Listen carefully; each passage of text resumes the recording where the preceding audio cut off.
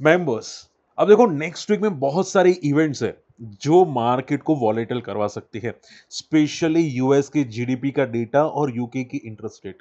अब देखो रिलायंस के कैसे रिजल्ट है, श्योर आप लोगों ने देख लिया होगा, मैं आपको थोड़ा समरी कर दूंगा तो आपके काम आएगा। आरबीएल बैंक, एक्सिस बैंक का भी रिजल्ट आए हैं जो मैं आपको प्रॉपर एक्सप्लेन कर दूंगा, ठीक है। और यूएस ईरान कहाँ चल रहा है, मार्केट में क्या पैनिक है कि खत्म हो चुका है, ये सब डिस्कस करने वाले हैं, ठीक है। बट एटलीस्ट देखो वीडियो को लाइक एंड सपोर्ट कर देना, शेयर कर देना, ठीक है। और देखो मैंने हमेशा आपको सिखाया कि कुछ ना कुछ नया वीडियो में सीखेंगे, तो वो भी ध्यान में रखना। अगर आपको सीखना है तो वीडियो का स्टार्टिंग देख लेना, और अगर नहीं सीखना है तो थोड़ा स्टार्टिंग आप स्किप कर सकते हैं, ठीक है। चलिए स्टार्ट करते हैं। अब देखो सबसे पहले मैं आपको वीडियो का स्टार्टिंग में आपको सिखा देता हूं, थोड़ा ध्यान से सुनेगा।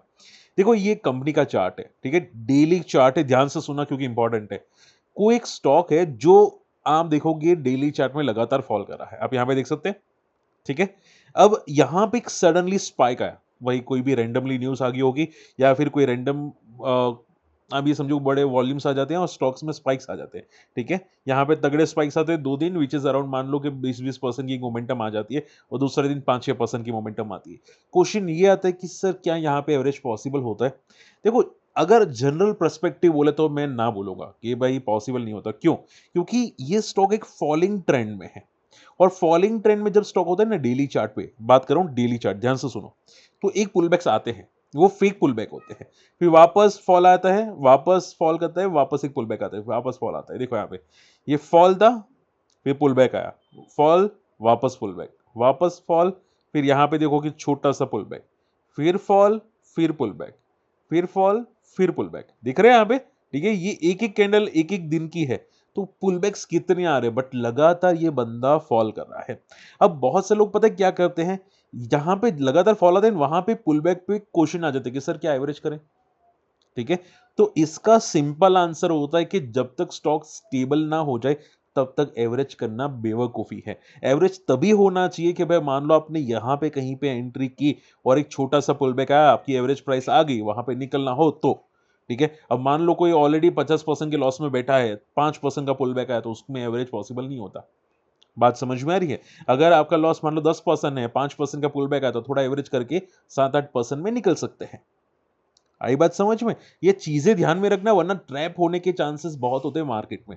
आई होप कुछ सीखा होगा, कमेंट कर देना, ठीक है, अगर आपने कुछ सीखा तो। चलिए फटाफट बात करते हैं। अब देखो सबसे पहले बात, वीकली चार्ट पे निफ्टी ने क्लियर कट यहां पे एक रेजिस्टेंस बनाया और मार्केट फॉल किया है। अब मार्केट का रेजिस्टेंस बन चुका है 24,500 के आसपास, 24,500, 24,600। अगर आप गिफ्ट निफ्टी देखोगे तो वो यहाँ पे मंडे को गैप अप दिखाई दे रहा है, यानी कि 180 पॉइंट्स का गैप अप दिखाई दे सकता है। अगर गैप अप ओपन हुआ तो बहुत हाई चांसेस है कि मार्केट ये वीक की रेंज में फंस जाएगा। और ये वीक की रेंज क्या है? 23,800, और ऊपर की रेंज है 24,600 के आसपास। तो ये वीक की रेंज में मार्केट फंसने के चांसेस हो सकते हैं अगर मार्केट गैप अप ओपन हुआ। अगर स्टेबल ओपन हुआ तो भी फॉल के चांसेस है। अगर गैप डाउन ओपन हुआ तो नीचे सपोर्ट मिल जाएगा 23,500 का, ठीक है। तो मार्केट 23,500 से नीचे भी जाने के चांसेस कम दिख रहे हैं यहाँ पे नेक्स्ट वीक में, क्योंकि यहाँ पे मार्केट में सपोर्ट है। बात समझ में आई? तो शॉर्ट एंड सिंपल में मार्केट एक बहुत छोटी रेंज में घूमने की कोशिश करता है market next week. Okay, I hope ये बात समझ में आ चुकी है। चलिए अब देखो, थोड़ा मैं आपको समरी कर देता हूं मार्केट में क्या एग्जैक्टली है। यूएस ईरान की वार जो थी वो अभी भी थोड़ी बहुत चल रही है। बात मतलब आप ये समझो कि पहले फिजिकल वार थी, ठीक है भाई, फलाना कर देंगे, ढिमकाना कर देंगे, बॉम्ब छोड़ देंगे। बट अभी क्या है कि यहाँ पे कि भाई आम स्ट्रेट ऑफ हॉर्मस को ब्लॉक करने की कोशिश की जा रही है, नेगोशिएशंस हो रहे हैं, स्ट्रेट ऑफ हॉर्मस को खोल नहीं रहे हैं, तो बस वही एक चीज़ है। अभी बातचीत वापस होने वाली है, ऐसा माना जा रहा है। कल होने वाली थी बट कैंसिल हो गई, अब वापस होने वाली है, देखते क्या होता है, ठीक है। हालांकि इस बातचीत के अंदर इसराइल ने वापस स्ट्राइक किया है, यहां पे आप देखो लेबनान के अंदर वापस स्ट्राइक किया, तो पता नहीं यहाँ पे अभी क्या सिचुएशन आएगी, बट प्रॉब्लम है, थोड़ी बहुत प्रॉब्लम अभी भी है इसराइल की। यूएस अभी दखल नहीं दे रहा तो इसराइल कर रहा है। अब क्रूड ऑयल में सबसे इंपॉर्टेंट है, देखो क्रूड ऑयल अगर वापस जाता है 105, ठीक है, तो मार्केट में सेलिंग प्रेशर थोड़ा बहुत दिखना स्टार्ट होगा, यानी कि मार्केट 23,500, 23,000 ये सब दिखना आपको वापस स्टार्ट होगा अगर क्रूड ऑयल 105 के ऊपर वापस क्रॉस करना स्टार्ट करता है। अभी के लिए क्रूड ऑयल वीकली चार्ट में भी थोड़ा सा एक सेलिंग प्रेशर बता रहा है, ठीक है। यहाँ पे फॉल हुआ था, फेक पुलबैक आया है।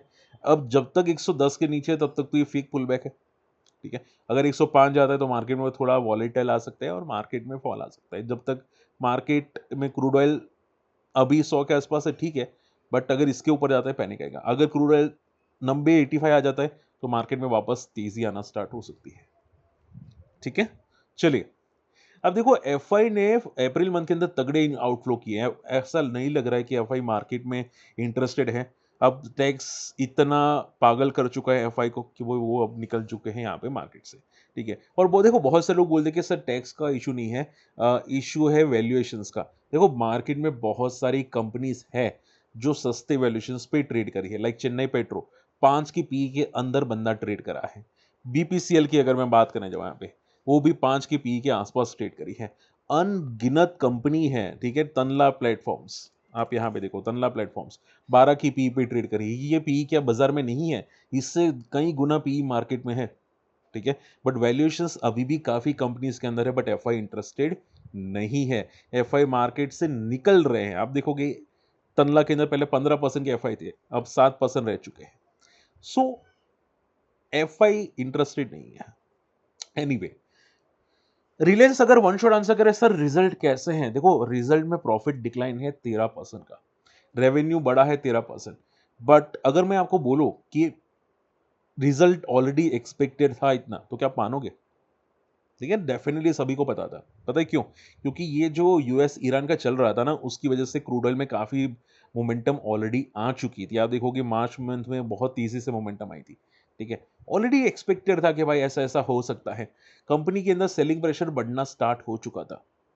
ठीक है, तो ये जो फॉल आया है आपको रिलायंस के रिजल्ट्स के अंदर, वो ऑयल टू केमिकल बिजनेस की वजह से है। इनका रेवेन्यू अगर आप देखोगे यहाँ पे बड़ा तो डेफिनेटली है, पर मार्जिन प्रेशर यहाँ पे बड़ा है ऑयल टू केमिकल बिजनेस के अंदर। रीजन क्या है? फिजिकल कार्गो की वैल्यू बढ़ती हुई दिखाई दी। फिर आप देखोगे फ्यूल एक्सपेंसेस बढ़ते हुए दिखाई दिए, इंश्योरेंस कॉस्ट बढ़ता हुआ दिखाई दिया, जिसकी वजह से यहाँ पे इनका प्रॉफिट कम आया ऑयल टू केमिकल बिजनेस के अंदर। बाकी रिलायंस जियो ने बहुत अच्छा काम किया, 13% year two year growth. ARPU बड़ा है डेफिनेटली रिलायंस का। ठीक है, 214 तक पहुंच चुका है, which is very positive. Okay, so Reliance Jio बहुत अच्छा काम कर रहा है, रिलायंस रिटेल अच्छा काम कर रहा है। ऑयल टू केमिकल बिजनेस ही प्रॉब्लमेटिक है, और मैंने इसका केस स्टडी ऑलरेडी बना चुका हूं, आपको बता चुका हूं। ठीक है, डिटेल केस स्टडी प्रिपेयर करते हुए है। इनका प्रॉफिट डिक्लाइन है, which is I think already expected, और शायद फैक्टर इन भी हो चुका हो। ठीक है, तो ज़्यादा भी सीरियस बात नहीं है, और वैसे भी रिलायंस जियो का आईपीओ आने वाला है, तो आई डोंट थिंक कि ये बहुत ज़्यादा पैनिक क्रिएट करवाएगा। और रिलायंस हमेशा उल्टा चलता है, रिजल्ट खराब हो तो भागता है और रिजल्ट अच्छी हो तो फॉल करता है। ये रिलायंस थोड़ा सा बेवकूफ़ बनाता है हमेशा। अगर मान लो भाई सपोर्ट, आप सिर्फ ये देखो कि भाई 1200 के आसपास अच्छा सपोर्ट है रिलायंस का, यहाँ पे बहुत अच्छा बेस है। ठीक है, ये एक मल्टी ईयर बेस है जो चांसेस है कि शायद जल्दी ना टूटे। ओके, तो अभी रिलैक्स रहो, ज़्यादा पैनिक सिचुएशन नहीं बनती। एक्सिस बैंक, हाँ देखो अब यहां पे प्रॉब्लम है, ध्यान से समझो।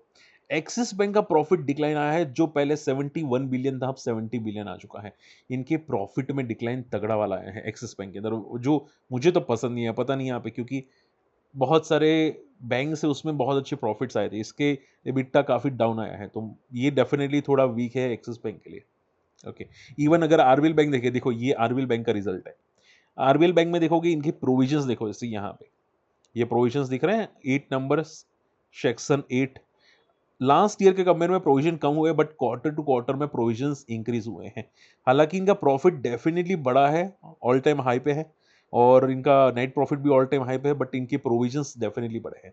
और हम लोगों ने हमेशा देखा है कि बैलेंस शीट में एनपीए, बैंक की बैलेंस शीट में, और प्रोविजंस बढ़ने नहीं चाहिए किसी भी हाल में।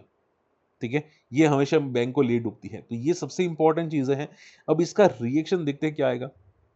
ठीक है, क्या मार्केट में इसको, मार्केट क्या इसको नेगेटिव लेता है कि नहीं, चांसेस तो है लेना चाहिए। ठीक है, बट बड़े प्लेयर्स पर डिपेंड करती है कि बड़े प्लेयर्स क्या सोचते हैं, बड़े प्लेयर्स क्या थॉट प्रोसेस रखते हैं।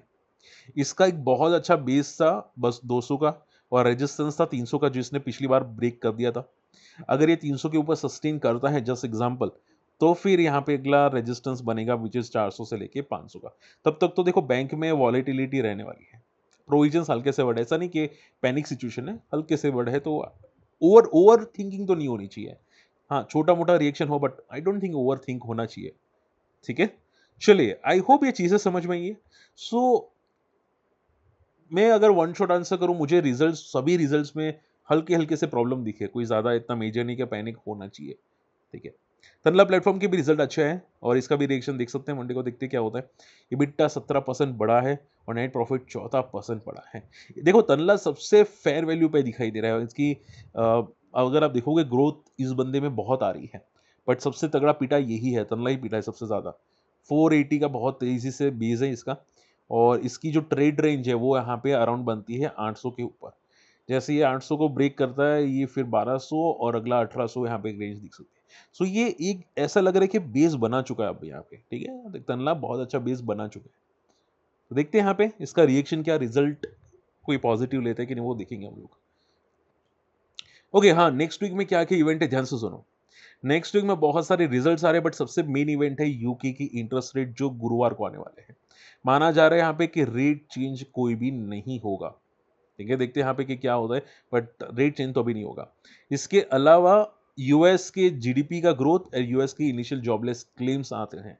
ठीक है, आप देखो कि यूएस जीडीपी थोड़ा सा बढ़ना चाहिए, माना ये जा रहा है, बट ग्रोथ कैसी आती है, क्या सस्टेन रहती है ग्रोथ, जॉबलेस क्लेम्स डेटा कैसे आते हैं, वो सबसे इंपॉर्टेंट है। सो मोटा मोटा आप ये समझ के चलो कि इंटरेस्ट रेट सबसे इंपॉर्टेंट होगा एंड यूएस के जीडीपी का ग्रोथ रेट इंपॉर्टेंट होगा, जो मार्केट को शायद वॉलेटाइल करवा सकते हैं। मान लो कि मार्केट लाए ऊपर जाने की कोशिश करे तो शायद ये नीचे खींचने की कोशिश कर सकता है। ठीक है, इंडिया के फॉरेक्स रिजर्व ज्यादा मैटर नहीं करता, सीडीएसएल के रिजल्ट फ्राइडे को आने वाले वो मैटर करते हैं। ठीक है, बाकी तो देखो मंडे को अदानी टोटल गैस के रिजल्ट है एंड बंधन बैंक के result. Adani total gas numbers अगर मैं बात करना चाहूँ तो नंबर्स स्लाइटली पॉजिटिव हो सकते हैं, ज़्यादा रिजल्ट अच्छे आने के चांसेस नहीं। नंबर जो अच्छे आ सकते हैं वो अदानी पावर और बजाज फाइनेंस के नंबर अच्छे आ सकते हैं। ठीक है, तो ये इसको देखना सबसे इंपॉर्टेंट होगा बुधवार को रिजल्ट में कि अदानी पावर क्या सस्टेन करता है रिजल्ट। ठीक है, और बजाज फाइनेंस, क्योंकि इसमें मैंने लास्ट क्वार्टर में बहुत अच्छी टर्न अराउंड देखे थे रिजल्ट्स के अंदर, जो मुझे लगता है कि इसके रिजल्ट सस्टेन होने चाहिए। तो ये दो इंपॉर्टेंट रिजल्ट है जो आ सकते हैं सबसे इंपॉर्टेंट। अब देखो मैं निफ्टी की तो बता चुका हूँ, निफ्टी में क्या दिखाई दे रहा है। क्रूड ऑयल और गोल्ड देख लेते हैं, गोल्ड क्या कर रहा है, क्या गोल्ड सस्टेन करेगा। देखो गोल्ड में थोड़ा कॉशियस रहना। देखो यहाँ पे गोल्ड में कॉशियस रहना, क्योंकि गोल्ड ये जो फॉल किया था ना, ये फेक पुल बैक लग रहा है। ठीक है, और वैसे भी मंथ खत्म होने वाला है, तो जिस तरह से ये जा रहा है मुझे लगता है कि फॉल आने के चांसेस बहुत हाई हो सकते हैं यहाँ से। ठीक है, गोल्ड का रेजिस्टेंस है 4800, जो मैंने आपको पहले ही बताया था कि यहाँ से एक रेजिस्टेंस ले सकते हैं, और उसने लिया। ठीक है, अब अगर ये 4800 ब्रेक करेगा तो पॉजिटिव, बाकी चांसेस तो बहुत हाई दिखाई दे रहे हैं कि गोल्ड यहाँ से फॉल करने की चांसेस दिख रहे हैं यहाँ पे। और जैसे ही 4400 आएगा ये पिटने के लिए रेडी हो जाएगा फिर गोल्ड में। सो बी केयरफुल, ठीक है, बहुत केयरफुल रहना। गोल्ड सीरियसली बोलूंगा, क्योंकि एक टाइम ऐसा ही बहुत तेजी से आई थी गोल्ड के अंदर, जो 2008 से लेके 12 तक आई थी। उसके बाद गोल्ड देखो 200 डेमा तक पहुंच चुका था। ठीक है, तो चांसेस मुझे तो यही लग रहे हैं कि गोल्ड शायद वापस 200 डेमा तक पहुंच जाए। यानी कि मान लो कि भाई गोल्ड यहाँ से अगर फॉल होता है तो मे बी 2400 तक भी पहुंचने के चांसेस हो सकते हैं, यानी कि यहाँ से भी ज़्यादा। ठीक है, तो ये बुल रैली है जो टेम्पररी आई थी, और मुझे लगता है कि गोल्ड को वापस फॉल करवा सकती है बुल रैली। सो बहुत केयरफुल है ना, मैं डराता नहीं हूँ, मैं आपको समझा रहा हूँ कि ऐसी रैली आई थी गोल्ड में और रैली फेड आउट भी हो जाती है। ठीक है, सो बी केयरफुल, टोटली केयरफुल। छोटे मोटे पुल बैक आ सकते हैं, मैं ना नहीं बोलूंगा, छोटे मोटे पुल बैक आएंगे गोल्ड के अंदर, बट ये बहुत ज्यादा स्ट्रेच हो चुका है गोल्ड। ठीक है, रही बात सिल्वर की, सिल्वर में भी सेम चीजें हैं। सिल्वर वीक बनना स्टार्ट हो चुका है, यहाँ पे आप देखोगे तगड़ा वीक बनना स्टार्ट हो चुका है। अगर ये सिल्वर पिटता है $70 के नीचे आता है तो ये 60 और 50 को भी टेस्ट करेगा। सो बी केयरफुल। सिल्वर में भी यहाँ पे एक रेजिस्टेंस बनता हुआ दिखाई दे रहा है, विच इज अराउंड $82। जो भी होगा $82 के पॉजिटिव होगा अगर इसके ऊपर गया तो, बाकी तो नेगेटिव ज्यादा दिख रहा है। ठीक है, चलिए, होप आज का वीडियो पसंद है, वीडियो शेयर करना, चैनल सब्सक्राइब कर लेना, और कम्युनिटी में आना चाहते हैं अकाउंट ओपन कर सकते हैं। अकाउंट ओपनिंग की लिंक वीडियो के डिस्क्रिप्शन कमेंट्स में मिल जाएगी। ठीक है, चलिए मिलते हैं, बाय।